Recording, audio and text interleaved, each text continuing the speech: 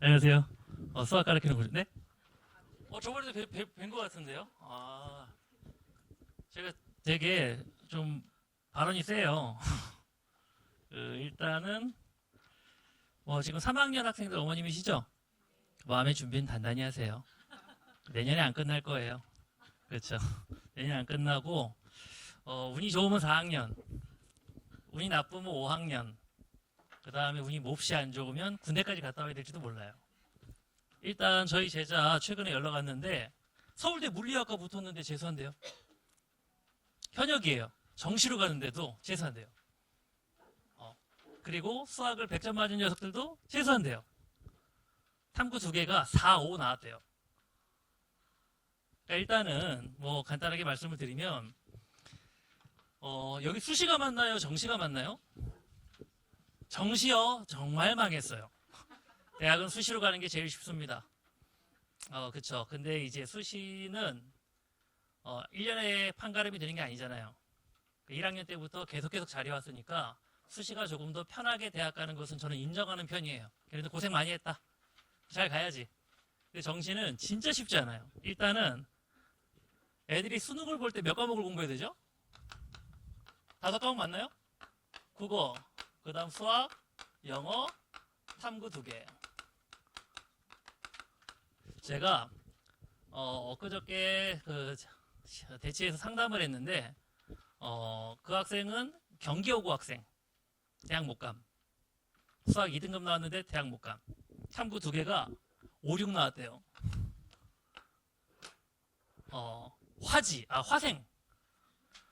제가 미쳤다 그랬어요. 왜냐면 제가 작년 4월 달에 애들한테 했던 얘기가 뭐냐면 화학이라는 과목 있잖아요. 선생님들도 제 시간 안에 풀기 쉽지 않대요. 그러니까 빨리 바꿔. 뭐로 바꾸라고 했냐면요. 화학을 사회문화로 바꾸라고 그랬어요. 사탐하면 좋지. 문과생애들이랑 하면 등급도 잘 나올 거고 좋을 거야. 근데 얘가 꿋꿋하게 안 바꾸고 난 다음에 5등급을 받았죠. 그러면서 한다는 얘기가 그럼 6등급은 뭐예요? 화생이었으니까. 근데 생명이 재밌다고 내년에도 생명을 하겠대요. 그래서 제가 미쳤구나. 제정신이 아니니? 그래서 제가 걔한테 뭐라고 얘기했냐면 네가 생명이 재밌을 수 있어. 근데 재미가 대학을 보내주진 않아. 대학을 가는데 가장 중요한 건 뭐다? 점수죠. 점수예요. 저는 그래서 항상 애들한테 하는 얘기가 뭐냐면 시험은 점수가 전부다. 찍어서 맞추니 누가 할 거예요? 점수만 잘 나오면 되지.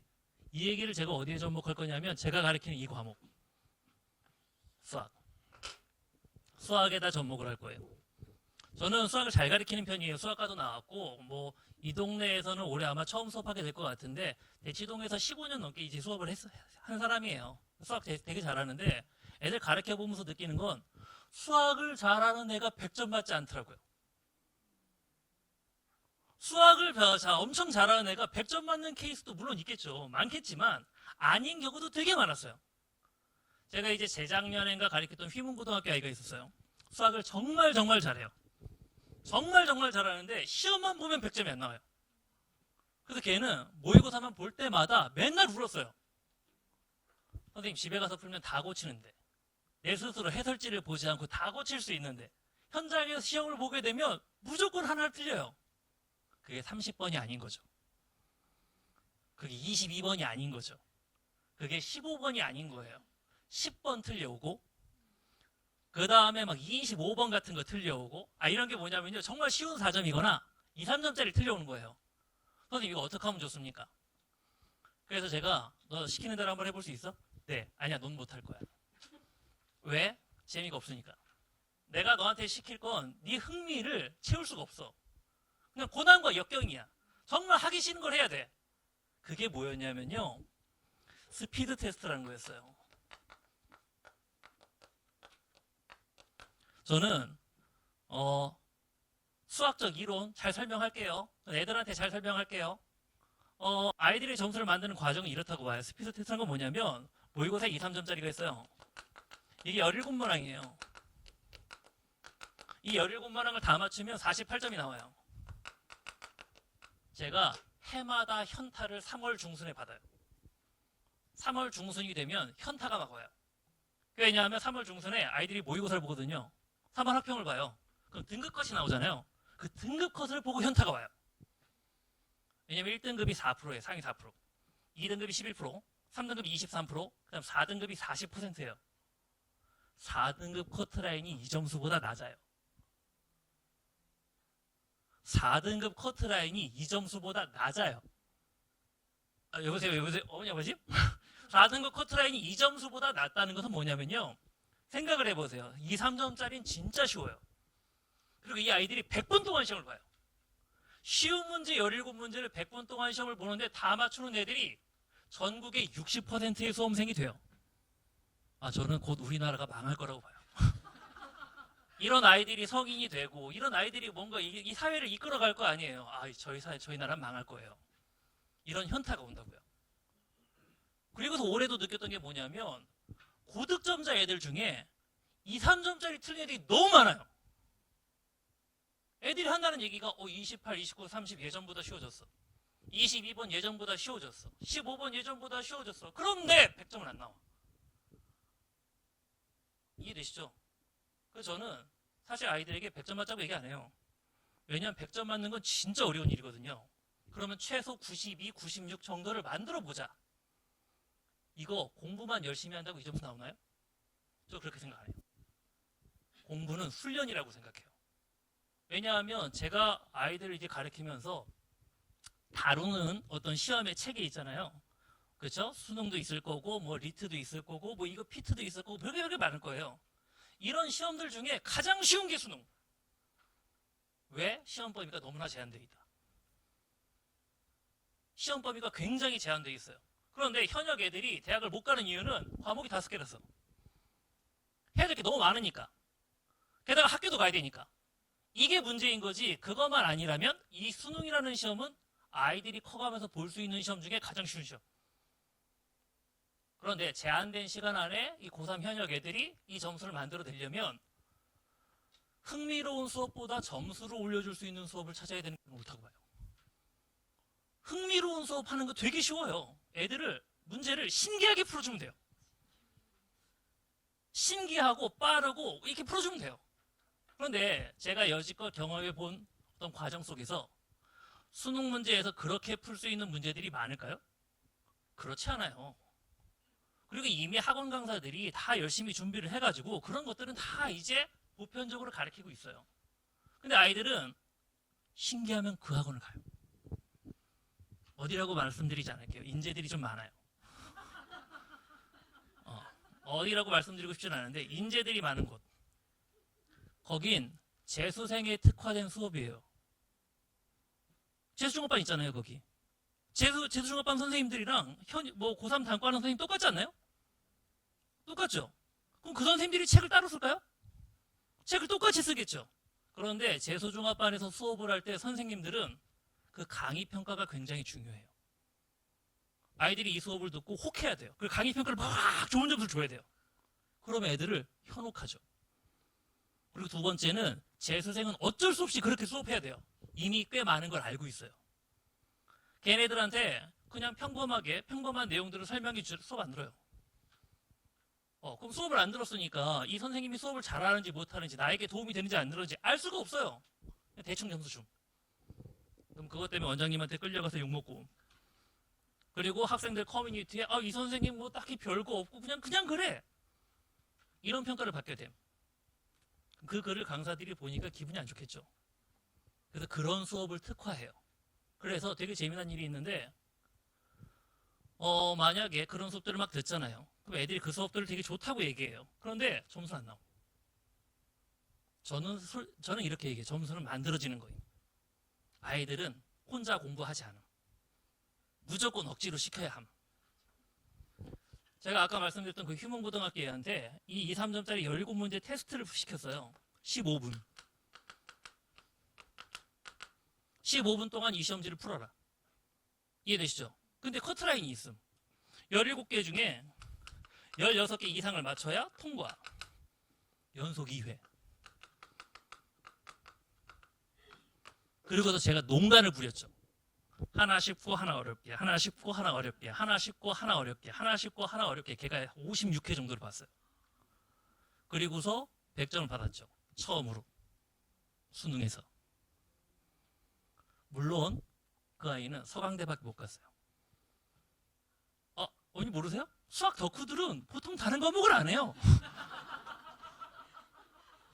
수학 덕후들은 보통 다른 과목을 안 해요. 영어 3등급, 영어 3등급, 수학 하나만 가지고 대학 가는 거 아니잖아요. 그래서 제가 어머님들한테 그렇게 말씀을 드린 거예요. 이 아이들이 올해 대학을 못 갈 가능성이 너무 크다. 왜? 5과목을 다 잘하기 너무 어려우니까. 이거 아니에요? 5과목 다 잘하는 애들은 수시로 갈 거예요. 그러니까 지금 이 아이들은 5과목을 다 잘하기는 쉽지 않아요. 저는 이런 걸로 거짓말하고 싶지 않아요. 그래도 이 아이들이 재수할 가능성이 커요. 근데 재수할 가능성이 클 때 저는 이런 말씀을 현실적으로 드리고 싶어요. 4학년에서 끊으실 거예요? 5학년까지 가실 거예요? 3학년은 좀 마음 비우시고 쉽지 않으니까 진짜. 왜냐하면 최저 맞추기도 내년부터는 모르겠어요. 오늘 뭐 이렇게 여러 가지 이슈가 있어서 세상이 바뀔지도 모르잖아요. 근데 올해는 진짜 쉽잖아요. 올해 왜냐하면 저희 예전에 가르쳤던 제자애들이 올해 수능을 되게 많이 봤거든요. 의대 간 녀석이. 의대를 간 녀석이 학교를 휴학했으니까 할 일이 없는 거예요. 할 일이 없으니까 그냥 수능을 보는 거예요. 올해 전체 수석 한양대 의대에서 나왔어요. 한양대 의대가 할 일이 없는 거예요. 공부도 안 하고 학교도 안 가고. 그럼 뭐하지 수능이라도 다시 볼까 봤는데 전공 만점. 화투지투 서울대 의대. 나이스 가야지. 어차피 놀았는데. 그렇게 투투해가지고 그렇게 되는 거예요. 이해되셨죠? 근데 그런 애들이 올해를 기준으로 말씀드리면 의대 다녔던 애들이 시험을 너무 많이 봤을 거잖아요. 걔네들은 다 잘하죠. 걔네들은 다 잘하죠. 만점은 안 나왔지만 뭐 한두 개 틀렸겠죠. 걔네들이 등급은 다 가져가 놓고 자기가 본래 다니던 대학보다 후진 대학을 가면 대학을 안 가겠죠. 아주 못돼 처먹은 녀석들. 등급은 갉아먹고 허수가 돼버리는. 그래서 아마 올해 정시 원서 쓰는 게 되게 쉽지 않을 거예요. 이 아이들의 수치가 가늠이 되질 않을걸요? 근데 내년에는 어떻게 될지 모르겠어요. 그렇다 하더라도 쉽지 않은 게임이 될 거라고 생각해요. 이해되셨죠? 그래서 제가 이렇게 말씀드리는 거예요. 이 중에서 등급 따기 제일 어려운 거 이거 2개. 아마 혹시 여기 자제분들 형이나 누나 있는 애들이 있을 수도 있으실 거예요. 그렇죠? 그럼 걔네들이 재수하거나 뭐 삼수하면서 하는 얘기 중에 하나가 뭐냐면 탐구는 현역이 N수생을 이길 수 없다. 왜? 2배, 3배 하니까. 왜냐면 현역은 이게 급하잖아요. 이게 급하니까 7월 달까지 이것만 주구장창해요. 이 중에서 이것도 안 해. 이것도 안 해. 왜 안 하는지 모르겠어요. 영어도 안 해. 원래 애들이 영어를 못하는 애들이 없었거든요. 근데 영어 못하는 애들이 점점 많아져요. 그 이유가 무엇일까? 또 고민했었는데 첫 번째는 절대평가가 되면서 애들이 우습게 봄. 그 다음 2번째 코로나 때 외국을 못 갔다 옴. 왜냐하면 저희 제자애가 해줬던 얘기거든요. 영어를 가장 쉽게 빠르게 할 수 있는 방법은 미국 가서 1년 있다 옴.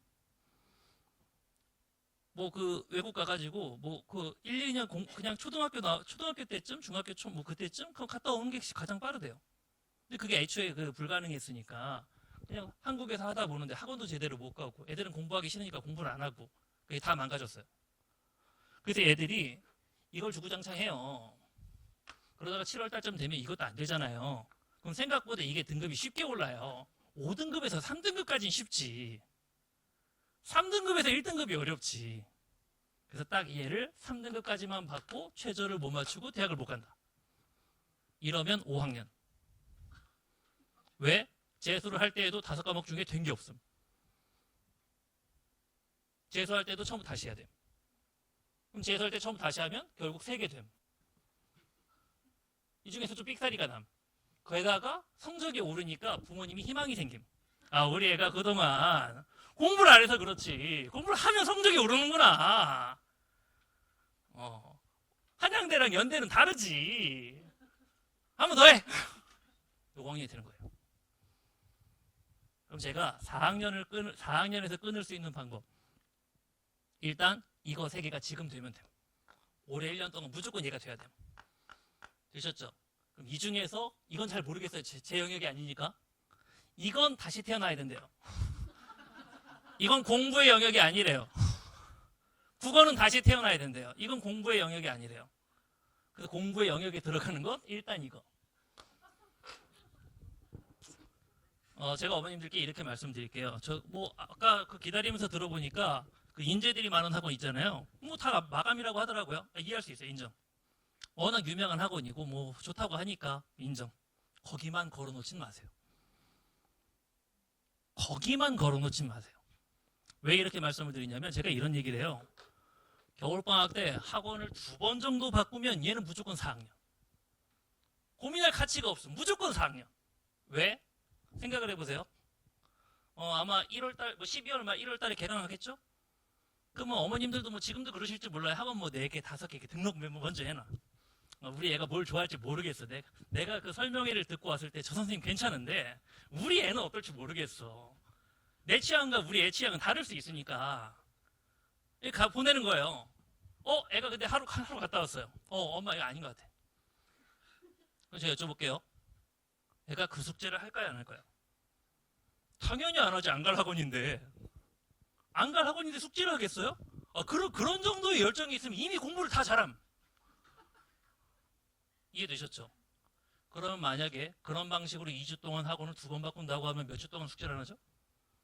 3주 동안 숙제는 안 하지. 간 날 일주일 동안 하겠죠? 그 다음 두 번째 간에 또 일주일은 숙제. 한 주, 2주, 3주. 1월 달이 4주, 5주 정도 되나요? 3주 동안 애가 숙제를 하나도 안 했다고 생각해보세요. 게다가 이 동네가 아주 지랄인 게 선생님들마다 진도가 다 다름. 어떤 선생님은 여기서부터 시작하고 어떤 선생님은 여기서부터 시작하고 어떤 선생님은 뭐 그지같이 여기서부터 시작해요. 근데 학원을 바꿨는데 지난주에 들었던 거야. 근데 애들이 하는 가장 멍청한 생각이 들으면 아는 줄 알아요. 나 이거 들어봤어. 아는 거야. 풀어봐. 모품. 이런 일이 비일비재하잖아요. 그러니까 학원을 바꿀 때마다 진도가 안 맞거나 겹치고 뭐하고 하면 애들 커리큘럼이 꼬여버려요. 그러면 방학 2달 동안 한 2-3단원이 빵꾸가 날 수 있어요. 개념이. 되셨죠? 근데 3월달 진도를 나가게 되면 선생님들 전부 다 뭐하고 있죠? 문제 풀기 하겠지. 개념 겨울방학 때 2달 동안 수업을 했는데 이제 넌 개념은 돼 있지 않겠니? 어느 정도 최소한은 돼 있지 않겠니? 나 이제 문제 풀 거야. 근데 애들은 개념이 돼 있다고 안 돼 있다고요? 2-3단원 빵꾸가 날 거라고요. 그렇죠? 그럼 개념이 없는데 문제를 풀어요. 그럼 본인이 풀 수 있는 문제가 있을까요? 없을까요? 당연히 없겠죠. 몇 문제 못 풀 거예요. 그럼 애들이 한다는 얘기는 뭔지 아세요? 애들은 그렇게 구체적인 분석을 하지 않아요. 어머님들께 이렇게 얘기하겠죠. 어려워. 들을 땐 알겠는데 내가 혼자니까 어려워. 이해되셨죠? 그러면 애가 또 뭘 바꾸려고 해요? 학원을 바꾸려고 하겠죠. 그럼 이미 끝났어. 되셨죠? 그럼 애들이 갈 학원이 없어지면 뭐라고 얘기하는지 아세요? 인간 보고 공부할게. 인간 완강이 되나요, 안 되나요? 당연히 안 되죠. 다 아시네. 당연히 안 되죠. 그럼 방법이 있어요, 없어요? 없어요. 그럼 저희는 무슨 방법을 선택하는지 아세요? 과외를 시키지. 과외를 붙이죠. 또 대학생 애들이 됐든 과외를 붙일 거예요. 대학생 애들이 얼마나 무책임한데요. 요즘 MZ들 얼마나 무책임하다고 말도 많아요. 아이가 4학년이 되는 지름길. 되셨죠? 얘기는 요지 이거예요. 여러 개 걸쳐 놓으세요. 1회 수강료 그렇게 투자 대비 비용으로 나쁘지 않을 것 같아요. 여러 개 걸쳐 놓으시고 애 보고 고르라고 하세요. 그리고서 2개 정도 학원이나 3개 정도 학원을 보내야 돼요. 이유는 뭐냐면 이 동네 똑같을 거 아니에요. 공통 과목 중요한가요? 안 중요한가요? 당연히 중요하죠. 선택 과목 미적분만 얘기할게요. 미적분 중요할까요? 안 중요할까요? 중요하겠죠. 그런데 애는 학원 가서 질문을 못 할 거임.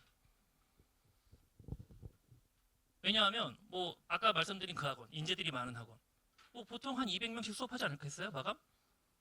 200명이 수업을 들었어요. 나 모르는 게 있어. 질문. 못함. 집에 옴. 저는 진짜 웃긴 게 있어요. 뭐냐면 과제가 있잖아요.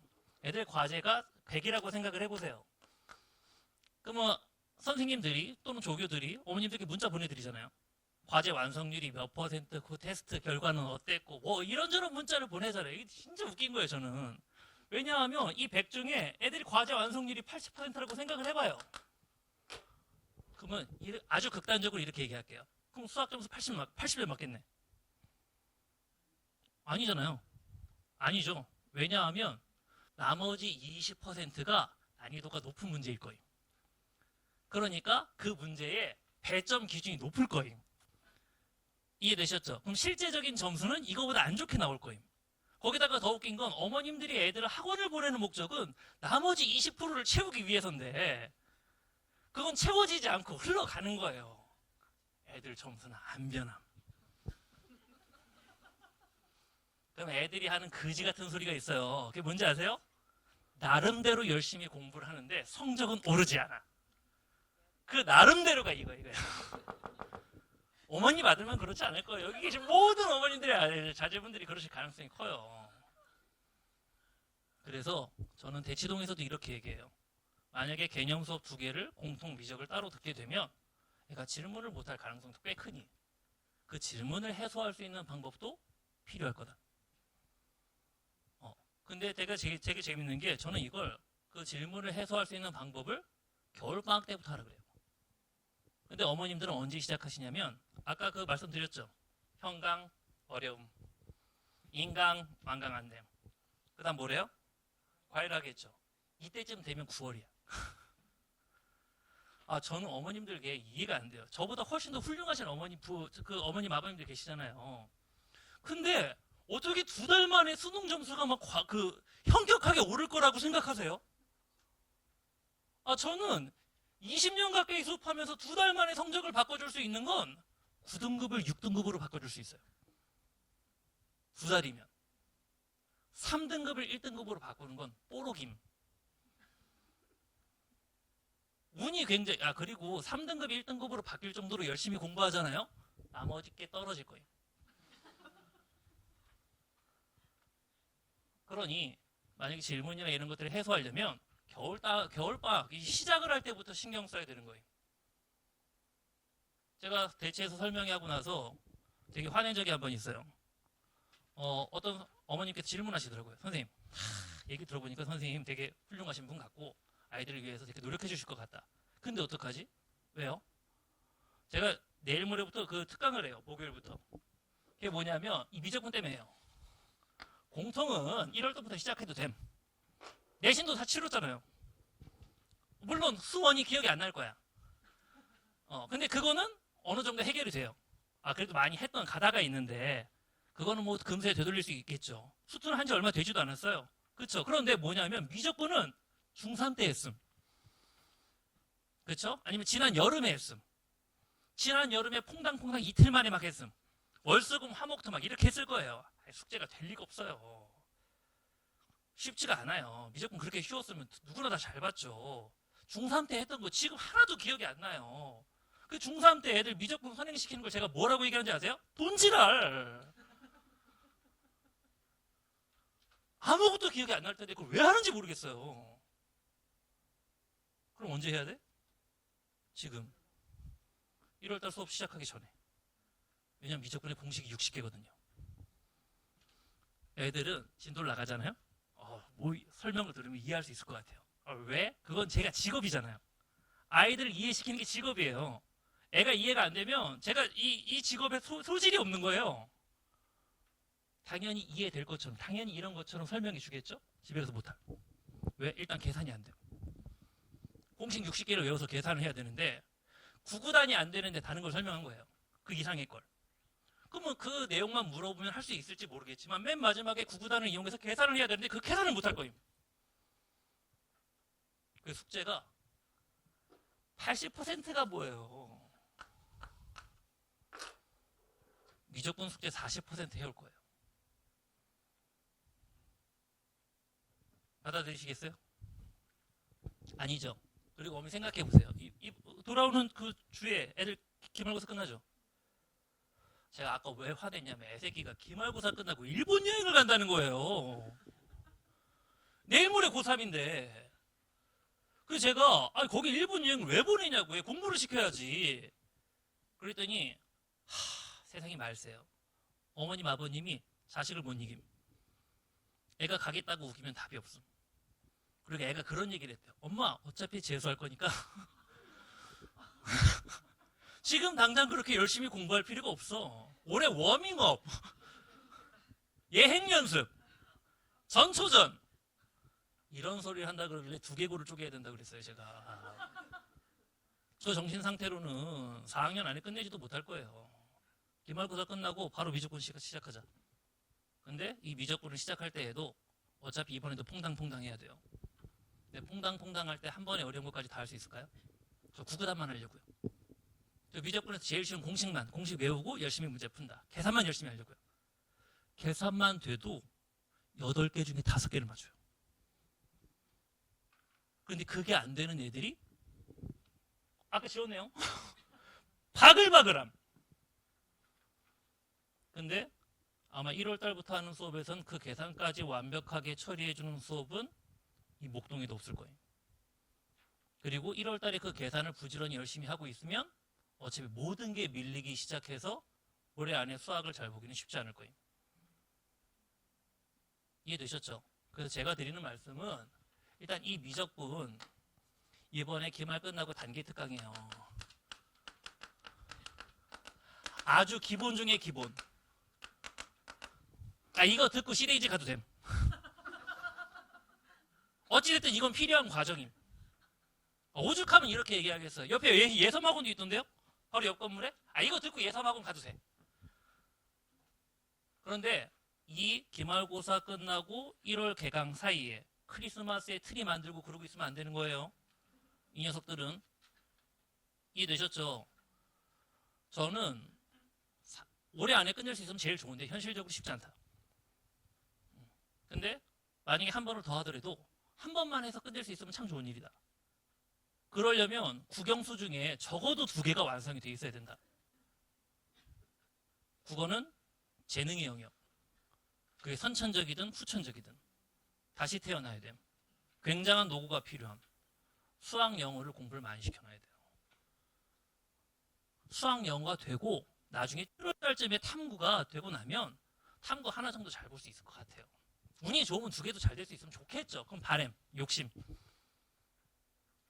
근데 그 첫 단계가 기말 끝나고 다른 수업이 개강하기 전까지 제 수업이 됐든 남의 수업이 됐든 누구의 수업이 됐든 그 사이에 이런 류의 수업을 들어야 돼요. 제 수업이 아니어도 괜찮아요. 저런 류의 수업이 들어야 돼요. 미적분 기본 계산이 돼 있어야 1, 2월 달이 수월함. 그게 안 되면 1, 2월 달에 개념 수업 암만 들어봤자 아무 소용없음. 무조건 재수의 길로 감. 그리고 하나 더 말씀드릴게요. 저 미적분 해야 되는 이유는 3학년 내신 뭘로 보죠? 미적이죠. 아까 어머님들이 이렇게 말씀하셨어요. 아버님들 우리 아이는 정시로 갈 거예요. 그런 걸 애한테 얘기하시면 안 돼요. 애한테 절대 그런 얘기 하시면 안 돼요. 왜? 저희가 내신 휴강이라는 걸 하죠. 그러면 만약에 난 정시로 갈 거야. 난 정시로 갈 거야. 내신 기간이야. 얘가 뭐랄까요? 원래는 아주 이상적으로 생각하면 내가 부족한 단원을 다시 복습하고 공부해서 부족한 부분을 채우고 이러면 되겠죠. 웃으시는 이유 저도 알아도 돼요? 제가 생각하는 그거 맞죠? 그럴 리가 있음 없음? 없음. 그럼 애한테는 뭐라고 얘기해야 되냐면 미적분이잖아. 이번 내신에 시험 봐야 되는 과목은 미적분이잖아. 미적분 수능도 봐야 되지 않니? 그치? 그러니 미적분 내신 대비도 해. 그것도 공부해. 엄마 내신하고 수능은 다르대. 닥쳐. 그냥 해. 마지막 두세 문제 다르겠지. 100% 다르겠나. 50% 60%는 똑같을 거야. 그냥 해. 너 어차피 집에 있으면 공부도 안 할 거 아니야. 이때 해야 돼. 그리고 정말 공부를 열심히 하는 애들한테는 이렇게 얘기해 줘야 돼요. 수시로 대학을 가는 애들의 다리를 걸어야 돼. 걔네들이 대학을 못 가면 정시를 2월 돼요. 당연한 거 아닙니까? 빈자리는 많으면 많을수록 좋음. 그게 누구의 자리가 될지는 모르겠지만 이해되셨죠? 그래서 미적분은 지금 정말 부지런히 열심히 공부해야 돼요. 아이, 다 머리 아픈 일이에요. 그러려고 자식 낳으셨잖아요. 저도 저희 아들 때문에 미치겠어요. 어떻게 제가 나왔는데 이렇게 수학을 못하는 애가 나왔는지 잘 모르겠어요. 그래도 저는 약간의 희망을 가지고 있어요. 어차피 나중에 얘 클 때쯤 돼서 내가 좀 봐주면 되지. 그래 쉽지 않은가요? 쉽지 않은가요? 그렇죠. 제 자식은 쉽지 않죠. 때리려고 그럼 막 할머니한테 도망가고 할아버지한테 도망가고 막 엄마한테 도망가고 아빠 미워 이지랄해요. 아직 8살이거든요. 어찌됐든 그래서 이 단기 특강 아주 기본적인 거 할 거니까 제 수업이 아니어도 괜찮은데 이때 공부를 시켜야 된다. 그리고 저는 어머님 아버님들 그 관성의 법칙이라는 거 아세요? 관성의 법칙이 뭐냐면요, 가만히 있어요. 소파에 앉아서 가만히 있어요. 움직이고 싶어요? 안 움직이고 싶어요? 그게 관성의 법칙이에요. 모든 물체는 원래 있던 대로 그대로 있고 싶어 한다. 움직이고 싶어 하지 않는다. 놀잖아요? 계속 놀고 싶어요. 공부를 하잖아요? 공부를 안 하면 불안할걸요? 공부는 애들 잘 선택하세요. 설득하세요. 앞으로 한 1, 2년간 네가 대학 갈 때까지 고생이라는 걸 좀 해보자. 이 고생이 너의 인생의 몇십 년을 좌지우지할 거다. 수업 시간에 애들한테 해주는 얘기가 있어요. 제가 서울시립대 나왔거든요. 서울시립대 수학과 나왔는데 제가 28살에 학원 강사 시작할 때 대치동에 문을 두드렸어요. 대치동 가서 나 수학을 좀 잘하고 수업도 좀 잘하는데 이 대치동에서 수업을 해보고 싶습니다. 그때 모든 학원이 노. 왜? 서울시립대 나왔으니까. 이 동네는 스카이 출신이 판을 침. 되셨죠? 그때 저를 도와주셨던 분이 시대인지 학원 원장님. 네.